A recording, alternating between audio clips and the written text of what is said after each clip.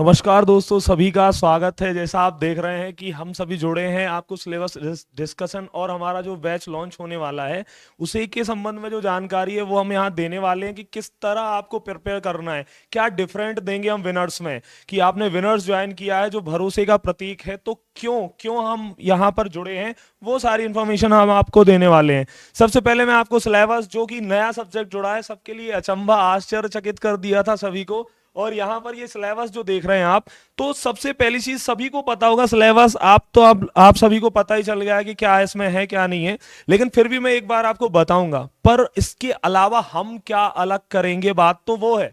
तो हम यहाँ पर इस जो मैनेजमेंट मैनेजमेंट आप सभी को पता है, जैसे मैंने बीच लेक्चर्स में बताया है कि ये हर किसी के निजी जीवन से लेके और किसी एक बड़े फर्म या संस्था ऑर्गेनाइजेशन तक काम करता है। मतलब बिना प्रबंधन के कोई भी चीज अच्छी तरीके से हमें जो लक्ष्यों की प्राप्ति होती है, उद्देश्य, जैसा हम कोई भी कार्य कर रहे हैं, आपका सिलेक्शन, आपको पटवारी बनना है, पटवारी बनना है तो आपका एक उद्देश्य है। इस उद्देश्य को पूरा करने के लिए जो भी बीच में क्रियाएं की जाती हैं, वो क्रियाएं हमारे उद्देश्य की प्राप्ति तक जो निरंतर चलती रहती हैं, वो एक प्रबंधन या अपना मैनेजमेंट होता है। इसमें अब कई प्रकार से हम इनको देखते हैं कि कई प्रकार से अलग अलग जगह कई अलग अलग कार्य किए जाते हैं, लेकिन सभी का एक सरल और स्पष्ट उद्देश्य होता है कि यहां पर सिलेक्शन हमें पटवारी लेना है। अब आपको इसको कैसे पढ़ाऊंगा मैं, तो देखो मैनेजमेंट में दो तरीके होते हैं। एक तो यहां पे चलता है सैद्धांतिक, जैसा मैंने बार बार बोला है बीच लेक्चर्स में कि सैद्धांतिक सैद्धांतिक क्या है, तो भैया सैद्धांतिक होती है जो रूल्स रेगुलेशन होते हैं, हर चीज के किसी न किसी ने रूल्स या रेगुलेशन सेट किए हुए हैं, या वो रूल्स रेगुलेशन जो हम फॉलो करते हैं। विज्ञान आपने जैसे सुना होगा, तो कला और विज्ञान दोनों ही ये प्रबंधन, जैसे मैंने आपको बोला था कि एक कला भी है, लोगों से कार्य करवाने की कला क्या थी, प्रबंधन। इसमें प्लस किया गया विज्ञान, इसमें क्या किया गया, प्लस विज्ञान। तो इसमें विज्ञान में रूल्स रेगुलेशंस होंगे और एक प्रॉपर सिद्धांत से चलता है। तो मैं आपको एक तरफ तो सिद्धांत पढ़ाने वाला हूं जो कि आपको सैद्धांतिक तौर पे जो फिक्स है चीजें कि भैया इनने ये कहा, इनने ये कहा, और उसके रूल रेगुलेशन फिक्स है कि भैया इसमें नियोजन होगा, इसमें संगठन, तो ये सब तो रूल रेगुलेशन है। लेकिन इसको जोड़ेंगे कैसे, हम सीखेंगे कैसे, तो एक आपको व्यवहारिक व्यवहारिक ज्ञान, इसका जो इसका एक व्यवहारिक ज्ञान होना चाहिए निजी जीवन में। जब मैं आपको निजी जीवन से छोटे छोटे एग्जाम्पल्स दूंगा, उसमें आपको लिंक करूंगा, तो आसानी से आपके मैं खून में यहां मैनेजमेंट डालने की कोशिश करूंगा, जिससे जिसके अगर खून में आपके मैनेजमेंट घूम गया तो समझ लो सब आसान है, क्योंकि ये कोई फैक्चुअल सब्जेक्ट नहीं है। आपको इन छोटे छोटे टर्म्स को समझना होगा और मैं एक इजी वे में आपको समझाऊंगा कि आप यहां सिद्धांत होंगे, दूसरी ओर मैं एक छोटा सा एग्जांपल दूंगा और आप इजीली उसको पकड़ पाओगे। जैसा एमपीजीके में हमने देखा कि मेरा ट्रिक्स से याद कराने का मादा रहता है कि मैं याद करा दूं आपको, तो यहां मैंने कई डेफिनेशंस सीधी जो कभी याद नहीं होती थी बीच लेक्चर में याद कराई हैं, तो अपन उनको भी बीच में यूज करेंगे। इस तरीके से मैंने डिजाइन की है जो नया सब्जेक्ट है वो कंप्लीट हो जाए। चलिए मैं आपको यहां पे फटाफट से इसका जो सिलेबस है वो बता देता हूं। तो प्रबंधन के बारे में जितनी टर्मिनोलॉजी यूज होती है कि इसने ये कहा, इसने ये कहा, इसने ये कहा, या फिर एक प्रॉपर प्रबंधन की डेफिनेशन क्या होगी, वो सारी चीजें, और हम जब भी किसी से मिलते हैं तो एक बार उसका परिचय कराते हैं कि भैया इनका नाम क्या है, ये है, इनका जन्म यहां हुआ था, ये इस समय हुआ था, वो सारे इनके चारों तरफ के डायमेंशन इसमें कवर करेंगे। तो मैनेजमेंट एंड इंट्रोडक्शन, ठीक है। प्रबंधन बनाम प्रशासन, तो प्रबंधन और प्रशासन दोनों में क्या डिफरेंस है, तो यहां भी हम बेसिक एग्जांपल्स लेके इसको समझेंगे और इजिली आपको बिल्कुल चीजें समझ में आ जाएंगी, बिल्कुल भी टेंशन नहीं लेना है। प्रबंध का सामाजिक उत्तरदायित्व, तो इसमें हम समझेंगे कि किस तरह प्रबंध का सामाजिक उत्तरदायित्व भी है, कि ऐसा नहीं बस अपने लक्ष्य प्राप्त कर लिए, समाज से हमें कोई मतलब नहीं है, क्योंकि इसी समाज, अगर समाज बढ़ेगा तो तभी हमारे उद्देश्य कहीं ना कहीं उसके साथ पूरे होंगे। ये फिर लिखा है नियोजन, कि इसके लिए नियोजन या प्लानिंग हमारी क्या होनी चाहिए, तो पूरा प्लानिंग हम बताएंगे कि प्लानिंग एक माध्यम है उद्देश्यों की प्राप्ति हेतु।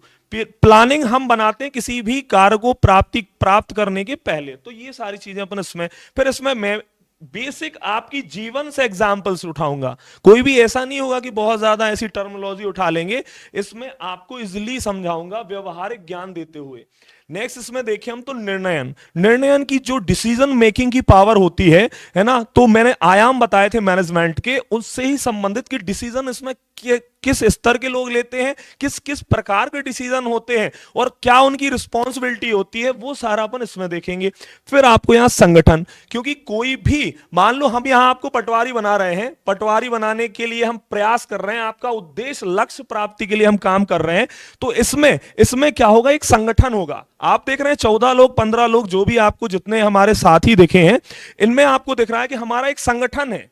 बिना संगठन के उद्देश्यों की प्राप्ति नहीं हो सकती, तो हमने वो संगठन बनाया, विभिन्न लोगों को एक उद्देश्य के लिए लगाया कि भैया आप पढ़ाओगे साइंस, आप पढ़ाओगे मैनेजमेंट, आप पढ़ाओगे एमपीजी के, आप पढ़ाओगे मैथ्स, मतलब सबका एक संगठन हम बनाएंगे, विभिन्न कार्य होंगे लेकिन उद्देश्य क्या होगा, सिर्फ एक, और वो आपका सिलेक्शन।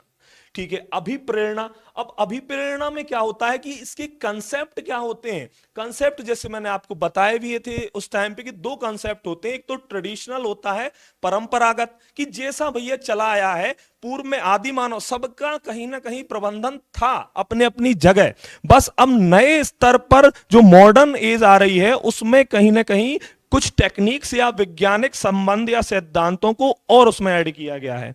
यहां अवधारणा, इसमें देखिए ये लिखा है सिद्धांत, मौलिक, मौद्रिक, अमौद्रिक, ये सारी चीजें इसमें हम देखेंगे। नेक्स्ट आप देख रहे हैं प्रशासनिक प्रबंध के उपकरण, कि भैया जो प्रशासन होता है इसमें कौन कौन से उपकरण, कम्युनिकेशन भी एक जरूरी है, क्योंकि अगर कम्युनिकेशन नहीं होगा मैनेजमेंट के बीच में तो कहीं ना कहीं एरर्स आने शुरू हो जाएंगे, तो प्रॉपर एक कम्युनिकेशन इसमें रिक्वायर्ड होता है। फिर देख रहे हैं आप कार्मिक प्रशासन, प्रशासनिक नेतृत्व। आप कभी अपने कलेक्टर ऑफिस के बाहर जाएं, वहां लिखा होता है कार्मिक विभाग, जो आईएएस वगैरह आते हैं वो किसके अंतर्गत, कार्मिक विभाग के अंतर्गत आते हैं। तो इसमें प्रशासनिक नेतृत्व, प्रशासन कैसे नेतृत्व करता है, वो सारी चीजें हम देखेंगे। फिर इसमें लेखांकन, कहीं ना कहीं वित्त का जो फाइनेंस का लेखांकन होता है वो भी इसके अंतर्गत हम लेखा वही, या फिर अन्य टर्म्स की बैंक ओवरड्राफ्ट क्या होता है, कमर्शियल पेपर कौन जारी करता है, वो सब इसमें देखेंगे।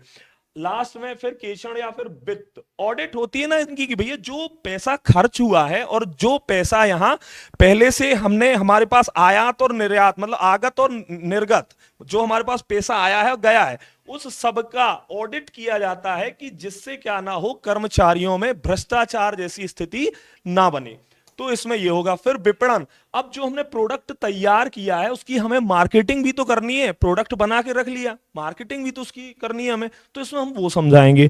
फिर मानव संसाधन प्रबंध, ह्यूमन रिसोर्सेज की अगर हम बात करें तो ह्यूमन रिसोर्सेज आपके लिए यहां पे कहीं ना कहीं कर्मचारी जो संगठन में काम कर रहे होंगे वो यहां पर इसमें काम आते हैं अपने को, तो इसके अंतर्गत नियुक्तियां की जाती है। खरीदी और यहां पर स्कंद प्रबंध, परचेज एंड इन्वेंट्री मैनेजमेंट। फिर ई कॉमर्स, इलेक्ट्रॉनिक माध्यम से जो बिजनेस किया जाता है या व्यापार किया जाता है वो ई कॉमर्स होता है, तो कहीं ना कहीं वो भी इसके अंतर्गत है।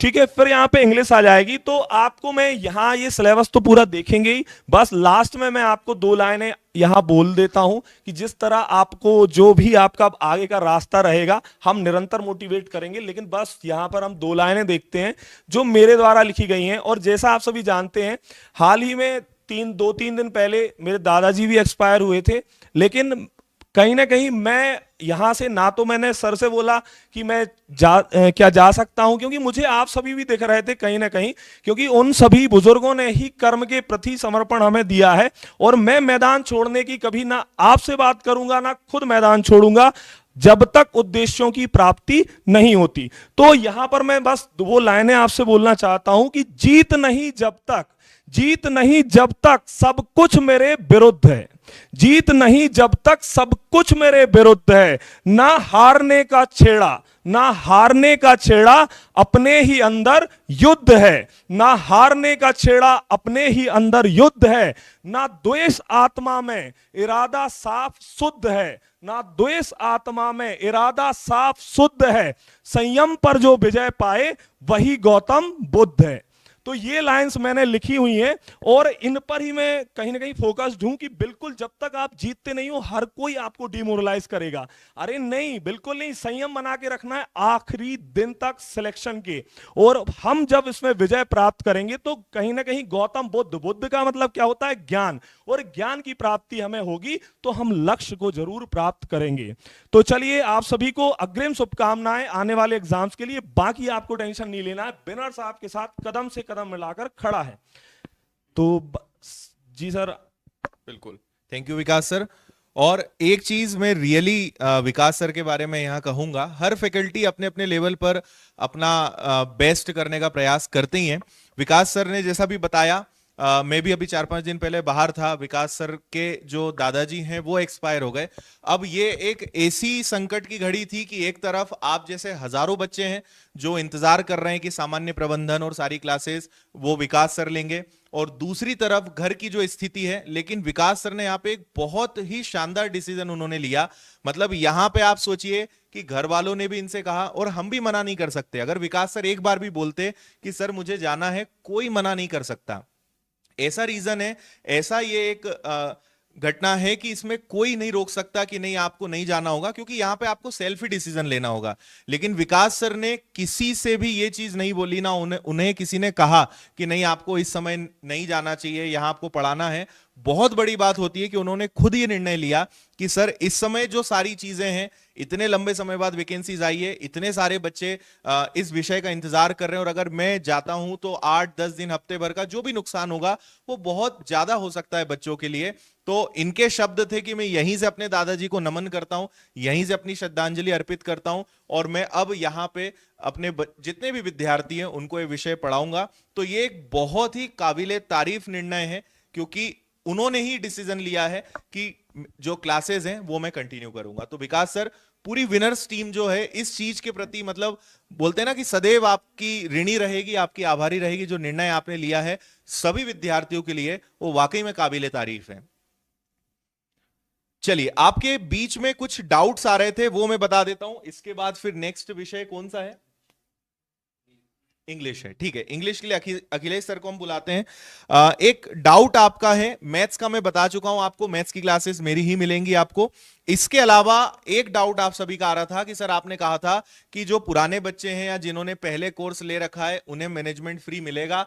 तो वो आपको मिलेगा, कल से आपको ऐप पे दिखने लगेगा, लेकिन केवल उन्हीं बच्चों को मिलेगा जिन्होंने व्यापम या इससे जुड़ा हुआ कोई कोर्स खरीदा है। मान लीजिए आपने एसएससी खरीदा है, बैंक खरीदा है, तो आपको उसमें नहीं दिखाई देगा। तो अगर आपने एसआई का, पटवारी का या कोई भी ऐसा कोर्स आपने पहले से लेके रखा है या व्यापम फाउंडेशन, तो आपको मैनेजमेंट की क्लासेस हम फ्री ऑफ कॉस्ट दे रहे हैं। जो हमने बोला था, कल से आपको क्लासेस निशुल्क मिलेंगी भी विनर्स की ऐप पर। लेकिन वो उन्हीं को जिन्होंने इससे संबंधित, मध्य प्रदेश की परीक्षाओं से संबंधित जो कोर्सेज लिए थे, उन्हें वो मिलेगी। ठीक है, तो उसके लिए आप निश्चिंत रहें, जो हमने बोला है वो आपको मिलेगा। कई लोग पूछ रहे हैं बाय 1 गेट 2 कोर्सेज क्या है। तो देखिए, हमने ये कुछ दिन पहले एक चीज लॉन्च करी थी कि आपको अब से विनर्स की ऐप पर जितने भी कोर्सेज मिलेंगे उसमें आपको 2 कोर्सेज मिलेंगे, लाइव कोर्स भी मिलेगा और रिकॉर्डेड भी मिलेगा। अब कई लोग इसमें कंफ्यूज होते हैं कि सर रिकॉर्डेड तो वैसे भी मिलता था। सारे विषय आपको ऑलरेडी रिकॉर्डेड मिल जाएंगे। मान लीजिए किसी एक कोर्स में, मान लीजिए इसके पहले पटवारी का आपका जो कोर्स है, तो उसमें 1000, 1500, 2000 वीडियो लेक्चर्स हैं। तो सिस्टमेटिक, सब्जेक्ट वाइज और टॉपिक वाइज आपको वो मिल गए। उसके अलावा आपको वो लाइव भी पढ़ाया जाएगा, ताकि आपको लाइव पढ़ना है तो आप लाइव पढ़िए, रिकॉर्डेड पढ़ना है तो रिकॉर्डेड पढ़िए, या वो क्लासेस जो इस समय लाइव चल रही है आप उस समय लाइव नहीं देख सकते, बाद में आपको रिकॉर्डेड देखना है तो आप रिकॉर्डेड देख सकते हैं। तो 2 कोर्स आपको मिल रहे हैं, लाइव भी मिल रहा है, रिकॉर्डेड भी मिल रहा है। मैनेजमेंट विषय को छोड़ के बाकी सारे विषय आपको रिकॉर्डेड भी मिलेंगे और लाइव भी मिलेंगे। जीएस में जरूर हम आपको कुछ चीजें रिकॉर्डेड देंगे, क्योंकि आपको भी पता है कि जीएस बहुत वास्ट है और उसके अंदर 4 से 5 विषय अपने आप में आते हैं और उनको लाइव नहीं पढ़ाया जा सकता है। लेकिन जो इंपॉर्टेंट चीजें हैं, कुछ मैराथन क्लासेस के माध्यम से लेक्चर्स आपको सारे देंगे, लेकिन जीएस पूरा लाइव पढ़ाना 2 से 2.5 महीने के अंदर असंभव है। उसको कैसे कवर करना है वो मैं आपको बताऊंगा, और जो अभी टीचर्स हैं वो भी आपको बताएंगे। इसके अलावा कुछ लोगों के डाउट है, सर पढ़ाई कैसे करें, कितने घंटे, ये सब बातें आपको बताएंगे। समय समय पर यूट्यूब पर और ऐप पर टॉक सेशंस होंगे, जहां पे आपको पूरा हम गाइड करेंगे कैसे पढ़ना है, क्या करना है। उसकी चिंता आप बिल्कुल ना करें, है ना। आप विनर्स के साथ जुड़े हैं, आपकी जो जितनी भी परेशानियां हैं उन सब का समाधान हम करेंगे, सब चीजों के बारे में आपको बताएंगे। घबराना नहीं है, अपने आप को शांत रखना है, रिलैक्स रखना है, कूल रखना है और मजे से आपको पढ़ाई करनी है। क्या करना है और क्या नहीं करना है वो हम आपको समय समय पर बताएंगे, ठीक है। इसके बाद एक दो और क्वेश्चंस देख लेते हैं जल्दी से। मैनेजमेंट के बारे में मैंने बता दिया है कि सबको वो मिलेगा। विनर्स का हेल्पलाइन नंबर क्यों नहीं लगता है, वैसे तो 8 बजे के बाद हेल्पलाइन बंद हो जाता है, और आज इतनी अधिक संख्या में फोन आए हैं कि हमारी टीम जो है सबके फोन अटेंड नहीं कर पाई। और मैं आपसे एक ही चीज बोलता हूं कि आपको डाउट क्या है, आप तो हर चीज हम वीडियो में आपको बता रहे हैं। कोर्स खरीदना बड़ा आसान है, आप पेड कोर्सेज में जाओगे, पटवारी का कोर्स दिख जाएगा, आप ऑनलाइन पेमेंट करेंगे तुरंत एक्टिवेट हो जाएगा। आप किसी और के माध्यम से भी पेमेंट करवा सकते हो, वो भी हो जाएगा। और बाकी जो आपको बोला है, जो एग्जाम में आता है, जो सिलेबस में, वो सब पढ़ाया जाएगा, है ना। शायद कल का दिन भी बहुत ज्यादा कॉल्स का रहे, तो आपको अगर कोई ऐसा डाउट है कि जो अभी तक हमने नहीं बताया है तो आप अभी कमेंट में पूछ लेना, अदरवाइज आप निश्चिंत रहें। विनर्स पर आपको भरोसा है, पूरी टीम पे भरोसा है, तो आपको जो बोला है वो मिलेगा, और बल्कि जो आप नहीं सोच सकते उससे भी ज्यादा हम आपको देंगे। तो वो समय समय पे हम आपको बताएंगे कि आपके लिए हमने कितनी अच्छी चीजें प्लान करके रखी है। बहुत प्रैक्टिस कराएंगे, बहुत सारा मटेरियल देंगे, किताबें देंगे, नोट्स देंगे, ई बुक्स देंगे, बहुत सारी चीजें प्लान करके रखी है। आप बस देखते जाओ, आपकी सिलेक्शन की, आपकी एक शानदार तैयारी की जिम्मेदारी हमारी है, सब आप हमारे ऊपर छोड़िए, बस जो हम आपसे बोल रहे हैं वो करिए और मेहनत करिए, सबसे इंपॉर्टेंट। इसके अलावा और कोई क्वेश्चन, या आप लोग को कोई क्वेश्चन ऐसा दिखे जो बच्चे बार बार पूछ रहे हो तो आप लोग भी बता दीजिएगा मुझे। आज के सेशन का ये पूरे सिलेबस का पीडीएफ हम टेलीग्राम पे डलवा देंगे, टेलीग्राम पे द विनर्स इंस्टीट्यूट ज्वाइन कर लेना, ये पीडीएफ हम आपको दे देंगे, है ना, क्योंकि काफी बड़ी पीडीएफ है, सारे डिटेल्ड सिलेबस है, तो ये पीडीएफ हम आपको प्रोवाइड करवा देंगे। विनर्स स्थापना दिवस पे कोई ऑफर आएगा क्या, कुछ बच्चे ये भी पूछ रहे हैं। कल 1 दिसंबर विनर्स का स्थापना दिवस है, विनर्स को 5 वर्ष पूरे होने जा रहे हैं। कई लोगों को तो आश्चर्य होगा कि विनर्स को 5 ही वर्ष हुए हैं क्या, तो हाँ, कल 5 वर्ष पूरे होने जा रहे हैं और इस पे ऑफर रहेगा। लेकिन जो अभी नए बेचेज हैं जैसे पटवारी है, ये ऑलरेडी बहुत कम फीस में है। अगर आपको मैथ्स फाउंडेशन, साइंस का या दूसरे ऐसे कोई कोर्स, एमपीपीएससी, इन पे अगर आपको डिस्काउंट चाहिए तो उस पे मिल जाएगा। लेकिन पटवारी, वन रक्षक, जेल प्रहरी, कांस्टेबल, इनकी फीस ऑलरेडी बहुत कम है, इन पे कोई डिस्काउंट नहीं आएगा। अन्य कोर्सेज पे आएगा, उसकी जानकारी देने के लिए कल मैं लाइव आऊंगा, आपको सारी बातें मैं बता दूंगा।